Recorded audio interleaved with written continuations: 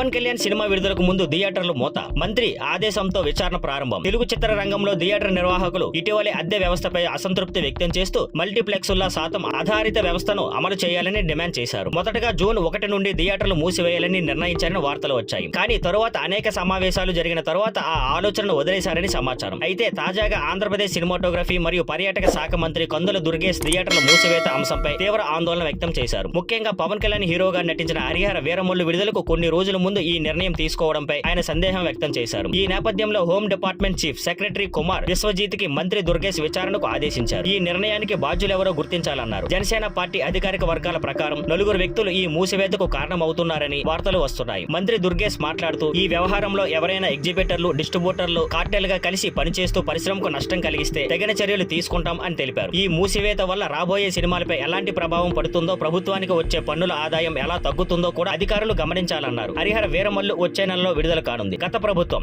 రెజీనా పవన్ కళ్యాణ్ సినిమాల విడుదల సమయంలో చాలా అడ్డంకులు ఏర్పడటంలో ఇప్పుడు అలాంటి సమస్యలు మళ్లీ రాకూడదని అభిమానులు ఆశిస్తున్నారు. ఈసారి ప్రభుత్వం కూడా సినిమా విడుదల సజావుగా సాగేందుకు తగిన చర్యలు తీసుకుంటుందనే సంకేతాలు ఇస్తుంది. Thank you for watching. Please like, share and subscribe.